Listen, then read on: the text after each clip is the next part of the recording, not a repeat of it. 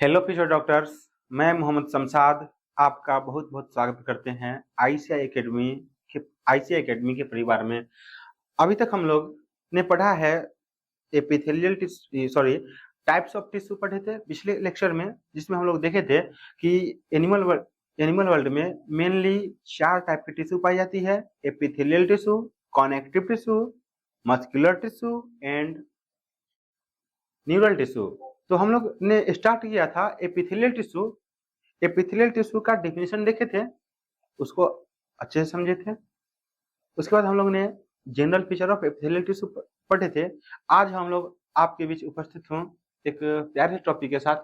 Start करते हैं हम सेल्स ऑफ एपिथेलियम।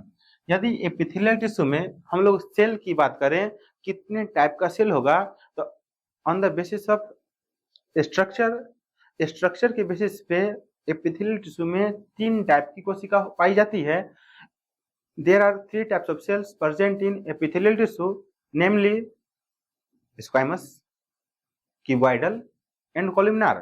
तो देखते हैं ये स्क्वाइमस, क्यूबॉइडल और कोलिमिनार क्या होता है। यदि हम लोग सेल्स की बात करें, एपिथेलियल सेल्स की बात करें, तो एपिथेलियम में 3 टाइप की सेल है। एक है स्क्वाइमस सेल, सेकेंड है क्यूबॉइडल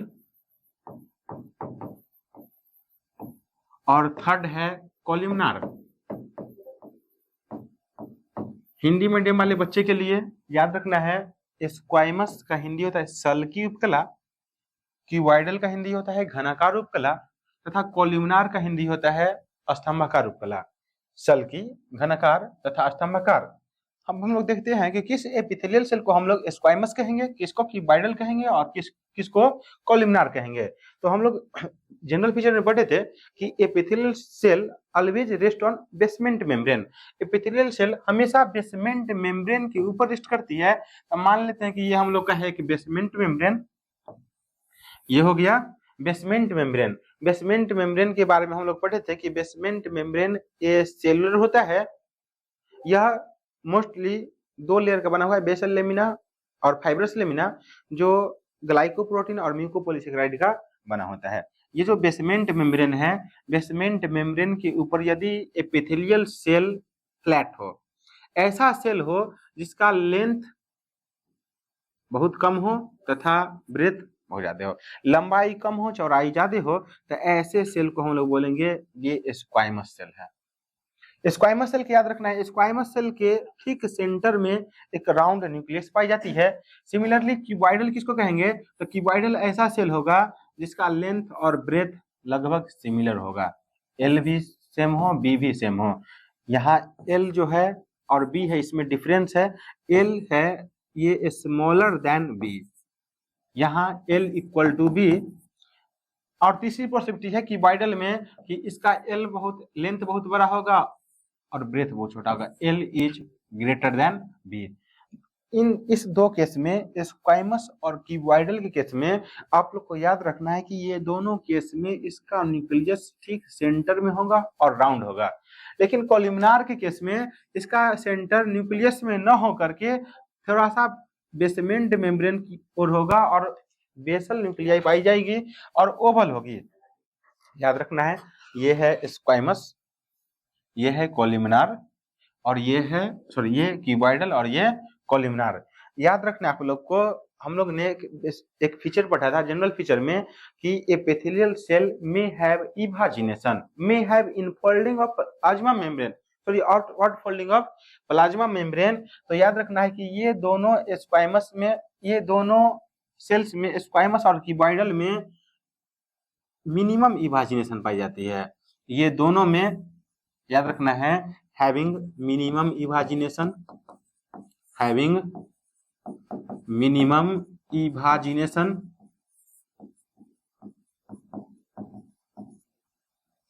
और दूसरी बात कि having central nucleus, having central nucleus। इसमें जो न्यूक्लियस है ये ठीक सेंटर में होगा, सेल के सेंटर में होगा।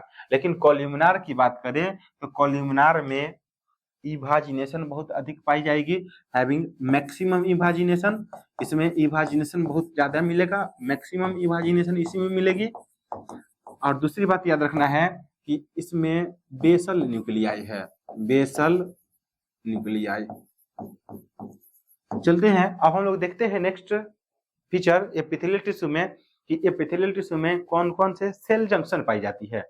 बच्चों सेल जंक्शन, जंक्शन कहते किसको है, हिंदी में कहते हैं कोशिका संधि। कोशिका संधि किसको कहेंगे, तो जंक्शन एक ऐसा पॉइंट होता है जहां से मतलब बहुत सारी चीजें, बहुत सारे सेल्स जुड़े होते हैं, अटैच होते हैं। तो हम लोग देखते हैं नेक्स्ट टॉपिक सेल जंक्शन। यदि जंक्शन की बात करें तो एपिथेलियल टिश्यू के अलावा जितनी भी टिश्यू है उसमें मेनली 3 टाइप की सेल जंक्शन पाई जाती है। सेल जंक्शन के टाइप की बात करें तो मेनली 3 टाइप है, एक है टाइट जंक्शन, दूसरा है अधेयरिंग जंक्शन और तीसरा है गैप जंक्शन। तो हम लोग देखते हैं तीनों जंक्शन के बारे में। ये जो सेल जंक्शन है, सेल जंक्शन 3 टाइप का है, एक है टाइट जंक्शन, एक है अधेयरिंग जंक्शन और तीसरा है बाबू गैप जंक्शन। देखते हैं टाइट जंक्शन। टाइट जंक्शन का फॉर्मेशन कैसे होगा, तो ये बेसमेंट मेम्ब्रेन है, बेसमेंट मेम्ब्रेन के नीचे ये है कनेक्टिव टिश्यू और ऊपर में है एपिथेलियल सेल। ये एपिथेलियल सेल का मान लो यहाँ पे न्यूक्लियस। ये जो एपिथेलियल सेल है हम लोग क्या देखते हैं कि एपिथेलियल सेल का जो प्लाज्मा मेम्ब्रेन है, एपिथेलियल सेल का प्लाज्मा मेम्ब्रेन जो है ये फोल्ड कर गया है, मुड़ गया है। इस एपिथेलियल सेल का भी प्लाज्मा मेम्ब्रेन फोल्ड कर गया है। तो फोल्ड करने से यहाँ पे जो अटैचमेंट हुआ, ये एपिथेलियल सेल था, ये दूसरा एपिथेलियल सेल है, इसका प्लाज्मा मेम्ब्रेन फोल्ड कर गया जिससे ये आपस में जुड़ गया। तो हम लोग याद रखना है कि tight junction is formed by fusion, folding and fusion of plasma membrane. याद रखना है कि टाइट जंक्शन कब बनेगा, तो जब प्लाज्मा मेम्ब्रेन में 2 कंडीशन हो, एक फोल्डिंग हो एक फ्यूजन हो। याद रखना है टाइट जंक्शन इज फॉर्म्ड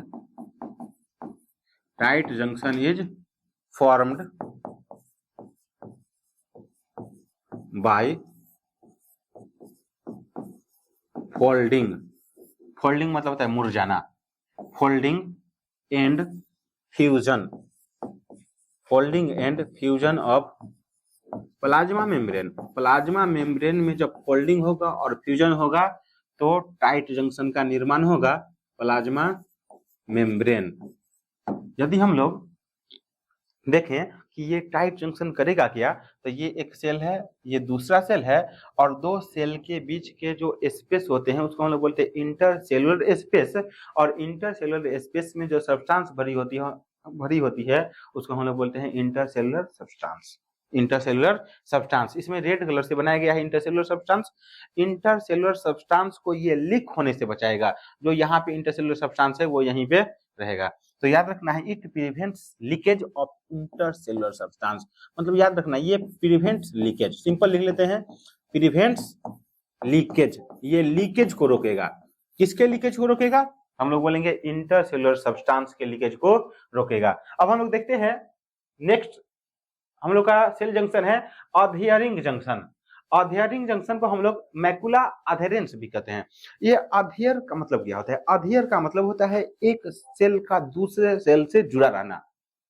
आप लोग जब फेविकॉल वगैरह खरीदते होंगे तो फेविकॉल के डिब्बा पे लिखता है ये अधेसिव प्रॉपर्टी का है, ये किसी को जोड़ देगा, अटैच करवा देगा। तो ये भी जो जंक्शन है ये एक सेल को दूसरे सेल से कनेक्ट करके रखेगा।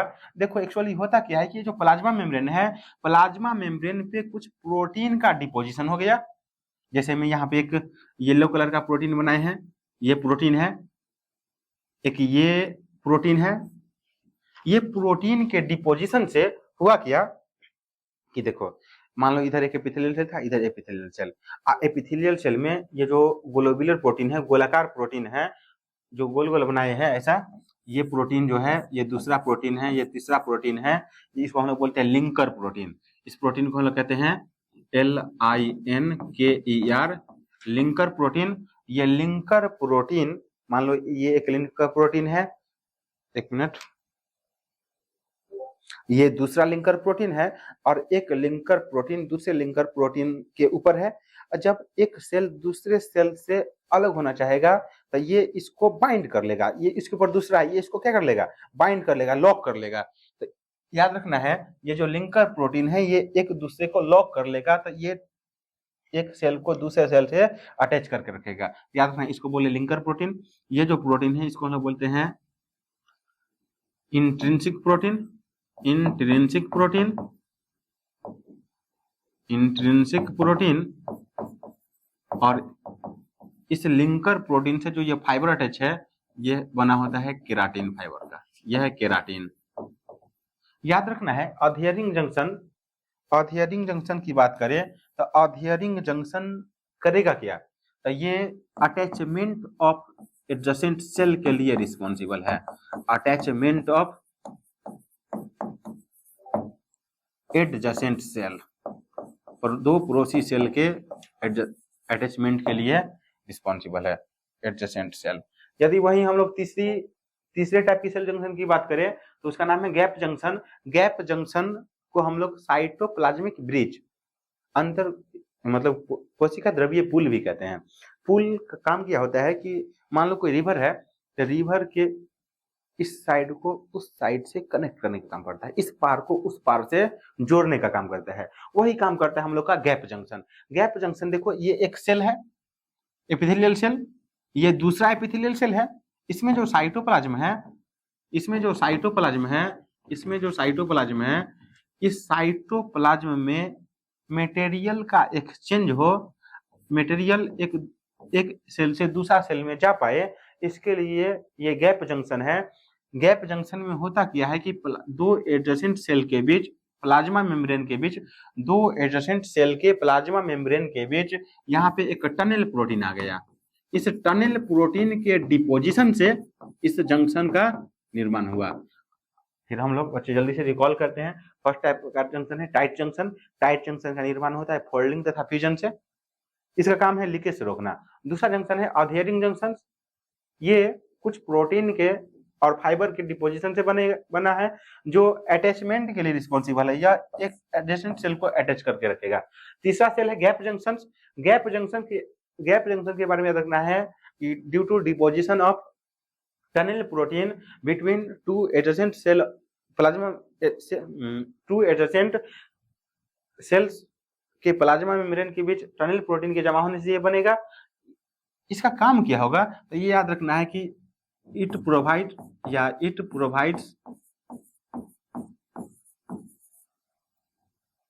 ये कम्युनिकेशन प्रोवाइड करवाएगा, दो सेल के बीच में कम्युनिकेशन प्रोवाइड करवाएगा। कम्युनिकेशन का बोलने का मतलब क्या है, एनसीईआरटी लिखता है यह exchange of materials specially ions. NCERT के अकॉर्डिंग ये exchange of materials specially ions, कौन मटेरियल को ये एक्सचेंज करवाएगा तो आयंस को, ये आयंस के एक्सचेंज के लिए रिस्पॉन्सिबल होता है। अब हम लोग पढ़ते हैं नेक्स्ट, आगे देखते हैं टाइप्स ऑफ एपिथेलियम। यदि हम लोग एपिथेलियल टिश्यू की बात करें तो एपिथेलियल टिश्यू बेसमेंट मेम्ब्रेन के ऊपर पाई जाती है। ये बेसमेंट मेम्ब्रेन के ऊपर कितना एपिथेलियल टिश्यू का लेयर है, इस लेयर के नंबर के बेसिस पे, ये लेयर जो है परत है, इस लेयर के नंबर के बेसिस पे एपिथेलियल सेल दो टाइप की होती है। यदि लेयर सिंगल हो तो बोलेंगे सिंपल एपिथेलियम है, लेयर यदि बहुत ज्यादा हो, मैनी हो तो बोलेंगे मल्टी लेयर्ड एपिथेलियम है या कंपाउंड एपिथेलियम है। यदि हम लोग देखें टाइप्स ऑफ एपिथेलियम की बात तो एक है सिंपल एपिथेलियम और दूसरा है कंपाउंड एपिथेलियम। सिंपल एपिथेलियम किसको कहेंगे तो ये ऐसा एपिथेलियम है जिसके बेसमेंट मेम्ब्रेन के ऊपर एपिथेलियल सेल सिंगल लेयर में होगा। यदि सिंगल लेयर में एपिथेलियल सेल होगा तो उसको बोलेंगे सिंपल है, सिंपल सिंगल। कंपाउंड की बात करें तो कंपाउंड एपिथेलियम याद रखना है, ये जो कंपाउंड एपिथेलियम है ये मल्टी लेयर्ड होगा। ये हो गया पहला लेयर के ऊपर यहाँ पे हो गया ये सेकेंड लेयर, यहाँ पे हो गया ये थर्ड लेयर, ये मल्टी लेयर्ड एपिथेलियम है। याद रखना जहाँ पे सिंगल लेयर्ड एपिथेलियम होगा, सिंगल लेयर्ड बोलो या यूनी लेयर्ड बोलो एक ही बात है। सिंगल लेयर्ड एपिथेलियल को हम लोग बोलते हैं सिंपल, और मल्टी लेयर्ड एपिथेलियम को हम लोग कहते हैं कंपाउंड। मल्टी लेयर्ड एपिथेलियम को कहेंगे कंपाउंड। यदि हम लोग सिंपल एपिथेलियम की बात करें तो सिंपल एपिथेलियम का मेन काम होगा, इसका मेन फंक्शन होगा एब्जॉर्प्शन में, डिफ्यूजन में, सिक्रेशन में, एसिमिलेशन में, एटसेट्रा एटसेट्रा। लेकिन वहीं पर हम लोग यदि कंपाउंड एपिथेलियम की बात करें तो कंपाउंड एपिथेलियम का मेन फंक्शन होता है प्रोटेक्शन देना। ये प्रोटेक्शन के लिए होगा। याद रखना है बच्चों कि इसका फंक्शन क्या है सिंपल एपिथेलियम का। तो सिंपल एपिथेलियम का फंक्शन इंपॉर्टेंट है। इसका फंक्शन याद रखना है कि ये एब्जॉर्प्शन के लिए होगा, जहां भी होगा ये एब्जॉर्प्शन करवाएगा, जहां भी होगा ये डिफ्यूजन करवा सकता है, सिक्रेशन करवा सकता है, लेकिन ये प्रोटेक्शन नहीं करवाएगा ईटीसी। एक्चुअली प्रोटेक्शन नहीं कराना अच्छी बात नहीं बोलना। एनसीईआरटी लिखता है कि सिंपल एपिथेलियम का प्रोटेक्शन में लिमिटेड रोल है। लिमिटेड रोल है, याद रखना है। यदि एपिथेलियम कंपाउंड एपिथेलियम की बात करें इसका फंक्शन होता है protection. It is meant for protection.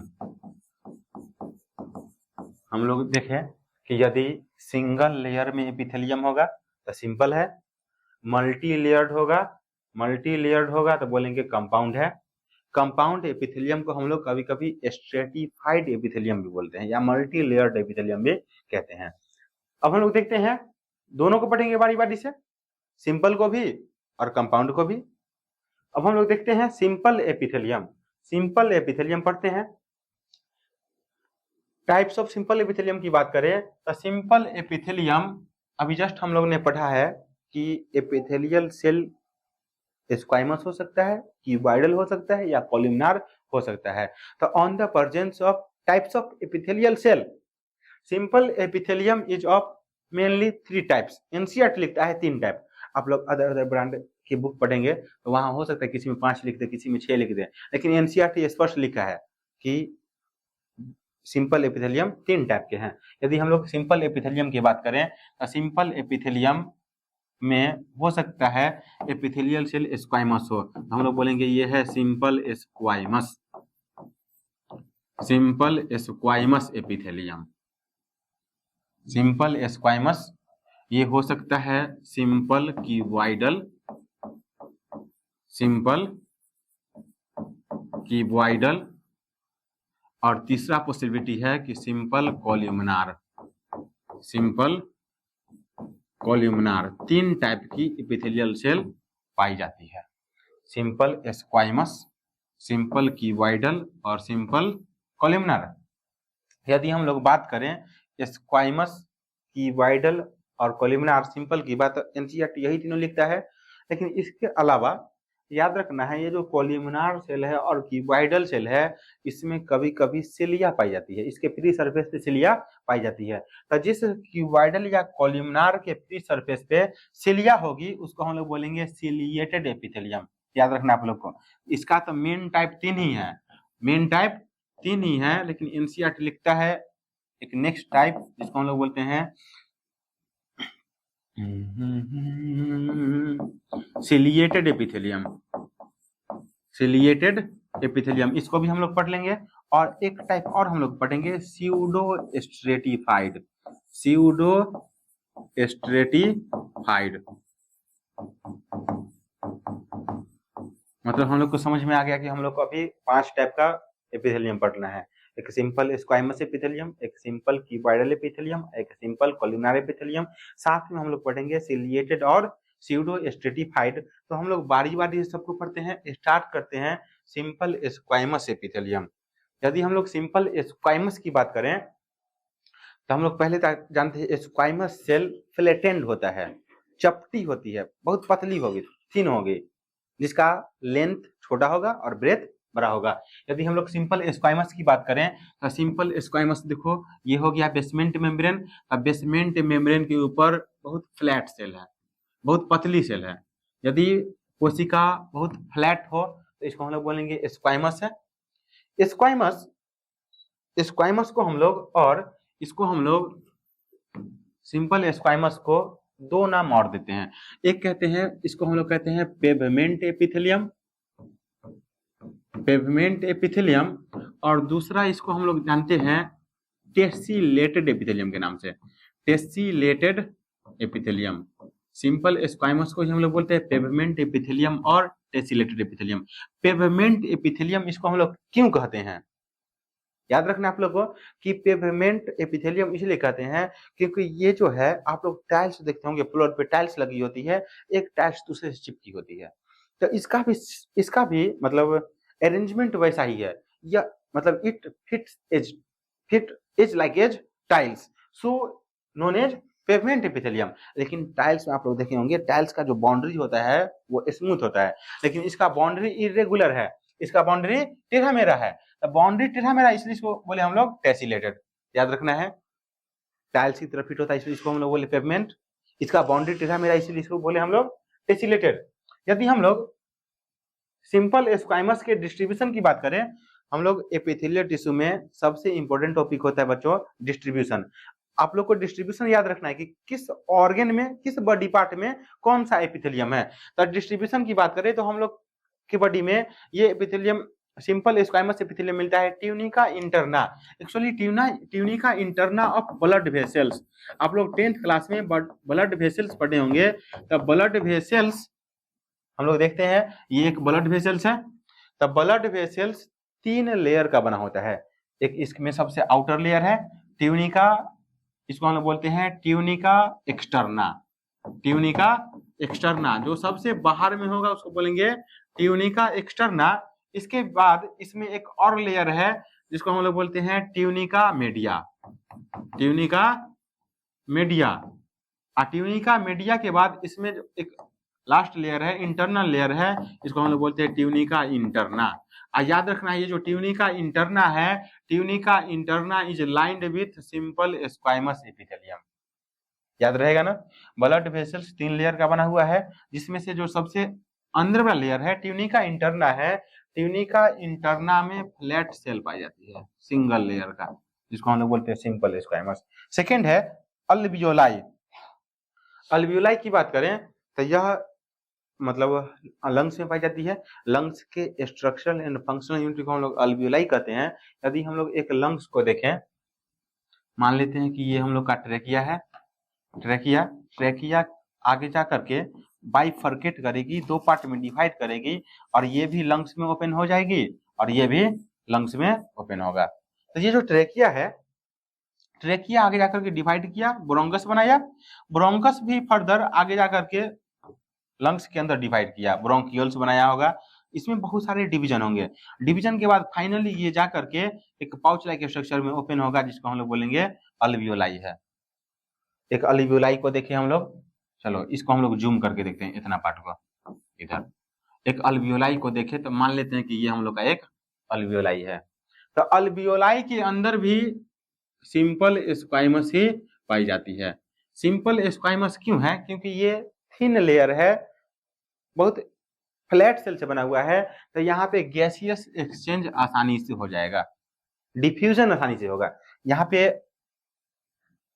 Alveoli में ये किसके लिए है, तो हम लोग पढ़े सिंपल होगा तो डिफ्यूजन होगा, सिक्रेशन होगा, एब्जॉर्प्शन होगा। तो अल्वियोलाई में ये क्या करवाएगा बाबा, डिफ्यूजन करवाएगा। नेक्स्ट हम लोग देखते हैं बोमेन्स कैप्सूल। बोमेन्स कैप्सूल, आप लोग 10th पास आउट बच्चे हैं, आपने पढ़ा होगा किडनी, किडनी का फंक्शन यूनिट होता है नेफ्रॉन। नेफ्रॉन का जब आप लोग स्ट्रक्चर बनाएंगे, इसको समझने का प्रयास करो। नेफ्रॉन का जब आप लोग स्ट्रक्चर बनाइएगा, तो नेफ्रॉन एक हम लोग रफ फिगर ड्रॉ करें, तो ये मान लेते हैं एक नेफ्रॉन है। नेफ्रॉन में 2 पार्ट होता है, एक है इसमें ग्लोबुलर पार्ट, एक है इसमें ट्यूबुलर पार्ट। तो ये जो ग्लोबुलर पार्ट है, ग्लोबुलर पार्ट को ही हम लोग बोलते हैं बोमेन्स कैप्सूल।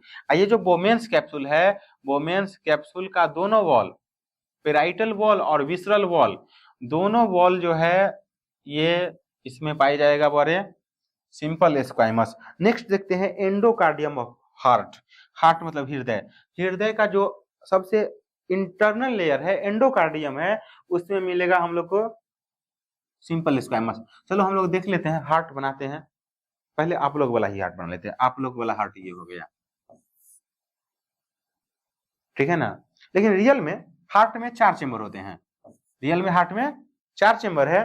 तो ये हम लोग का हार्ट है। हार्ट को जब आप लोग काट करके देखिएगा तो हार्ट का ये मसल्स मिलेगा। ये जो मसल्स है, हार्ट का मसल्स, ये ऊपर में पतली है और नीचे में मोटी है। इसके अंदर चेम्बर पाई जाएगी जिसमें ब्लड फिल्ड होगा, जिसमें ब्लड फिल्ड होगा। इस चेम्बर को देखें तो हार्ट में 3 लेयर हैं। ऊपर वाले को हम लोग बोलते हैं पेरीमेट्रियम, बीच वाले को कहते हैं मायोमेट्रियम, और सबसे इंटरनल को हम लोग बोलते हैं एंडोमेट्रियम। और ये जो एंडोकार्डियम है, एंडोकार्डियम भी किसका बना होगा? सिंपल स्क्वायमस का। नेक्स्ट है मीजोथेलियम। ये जो मीजोथेलियम है, मीजोथेलियम में भी सिंपल स्क्वायमस है। क्लास 10th पास आउट बच्चा अभी 11th में आया है, वो मीजोथेलियम नहीं समझ पाता है। तो हम लोग देखते हैं मीजोथेलियम है क्या। इसके लिए स्पेस चाहिए। चलो थोड़ा सा हम लोग यहाँ पे स्पेस बनाते हैं। ये है हम लोग का मीजोथेलियम, समझते हैं। मीजोथेलियम को हम लोग पेरिटोनियम भी कहते हैं। पेरिटोनियम। अब पेरिटोनियम होता है 2 टाइप का, एक होता है पेराइटल पेरिटोनियम, एक होता है विसरल पेरिटोनियम। हम लोग देखते हैं कि पेराइटल पेरिटोनियम और विसरल पेरिटोनियम कहते किसको हैं। एक्चुअली में पेरिटोनियम समझने का प्रयास करते हैं। तो मान लेते हैं कि ये हम लोग का है बॉडी वॉल, ये है हम लोग का बॉडी वॉल। इस बॉडी वॉल के ठीक बीचों बीच हम लोग का है एलिमेंट्री कनाल, गट वॉल। तो कुछ स्ट्रक्चर है जो इस बॉडी वॉल से अटैच है, और कुछ स्ट्रक्चर है जो इस गट वॉल से अटैच है, कुछ सेल्स। तो इसी जो बॉडी वॉल से अटैच है, इसको हम लोग बोलते हैं parietal peritoneum. Parietal peritoneum, peritoneum, parietal peritoneum. और जो अंदर है इसको हम लोग बोलते हैं विसेरल पेरिटोनियम। Visceral peritoneum. याद रखना है, पेराइटल पेरिटोनियम हो या विसरल पेरिटोनियम हो, पेराइटल हो या विसरल हो, ये दोनों के दोनों, पेराइटल हो या विसरल हो, ये दोनों के दोनों बना होगा सिंपल स्क्वायमस एपिथेलियम से। याद रखना है बच्चों। अब हम लोग देखते हैं, चलते हैं नेक्स्ट टाइप पे। नेक्स्ट टाइप हम लोग देखते हैं simple cuboidal. Simple cuboidal epithelium की बात करें तो अभी जस्ट हम लोग देखें, इसमें क्यूब लाइक सेल होगा जो सिंगल लेयर में है। सिंगल लेयर में इसलिए सिंपल, क्यूब लाइक सेल इसलिए क्यूबॉइडल। इसके यदि हम लोग डिस्ट्रीब्यूशन की बात करें, सिंपल क्यूबॉइडल कहाँ मिलेगा, तो ये हम लोग को मिलेगा गोनैड्स में। गोनैड्स हम लोग किसको कहते हैं? गोनैड्स हम लोग कहते हैं जनन ग्रंथि को। मेल गोनैड्स, मेल के लिए गोनैड होता है, मेल के लिए गोनैड है टेस्टिस, मेल गोनैड को हम लोग कहते हैं टेस्टिस, और फीमेल गोनैड्स को हम लोग कहते हैं ओवरी। ये जो ओवरी है और टेस्टिस है, ये दोनों में पाई जाती है सिंपल क्यूबॉइडल एपिथेलियम। देखो बच्चा पूछ देता है कि यहाँ पे ये कर क्या रहा है, फंक्शन क्या है, गोनैड्स के अंदर सिंपल क्यूबॉइडल कर क्या रहा है। तो हम लोग बोलेंगे कि ये जो है गैमीटोजेनेसिस में जो सेल का रिक्वायरमेंट है वो यही सेल है, सिंपल क्यूबॉइडल। ये दोनों यहाँ पे गैमीट प्रोडक्शन में हेल्प करेगा, गैमीट प्रोडक्शन करवाएगा, गैमीट प्रोडक्शन करवाएगा मतलब रिप्रोडक्शन में हेल्प करेगा। कोई भी सेल जो रिप्रोडक्शन में हेल्प करता है उसको हम लोग बोलते हैं जर्मिनल एपिथेलियम। याद रखना, ये गैमीट प्रोडक्शन में इन्वॉल्व है, so called as germinal epithelium. इसको हम लोग जर्मिनल एपिथेलियम भी कहते हैं, जर्मिनल एपिथेलियम। मान लो एक क्वेश्चन पूछ दिया जाए कि आप बताओ कि germinal epithelium in testis is, पहला ऑप्शन दे सिंपल स्क्वायमस, दूसरा ऑप्शन दे सिंपल क्यूबॉइडल, तीसरा ऑप्शन दे सिंपल कोलिमिनार, और चौथा ऑप्शन दे कंपाउंड एपिथेलियम। तो हम लोग किसको चूज करेंगे? जर्मिनल एपिथेलियम जहां भी आएगा हम लोग चूज करेंगे क्यूबॉइडल है। नेक्स्ट हम लोग देखते हैं PCT and DCT. PCT DCT है क्या? Proximal convoluted tubule and distal convoluted tubule. ये नेफ्रॉन का पार्ट है। अभी जस्ट आप लोगों ने देखा था कि ये मान लो एक नेफ्रॉन है, नेफ्रॉन का ये हो गया बोमेंस कैप्सूल, बोमेन्स कैप्सूल में याद रखना है कि एक यहाँ पे ग्लोब्यूलर पार्ट है, गोलाकार पार्ट, और एक ट्यूबुलर पार्ट है। इस ट्यूबुलर पार्ट में बात समझो, जो ट्यूबुलर पार्ट में कॉइलिंग पाई जाती है, पास में है, उसको हम लोग बोलते हैं पीसीटी। इसके नीचे हेनले लूप होगा, हेनले लूप के अलावा बाद में जाकर के ये कलेक्टिंग डक्ट से जुड़ जाएगा। तो कलेक्टिंग डक्ट के पास में जो है, मतलब जो ग्लोब्यूलर पार्ट से दूर है, इसको हम लोग बोलते हैं डीसीटी।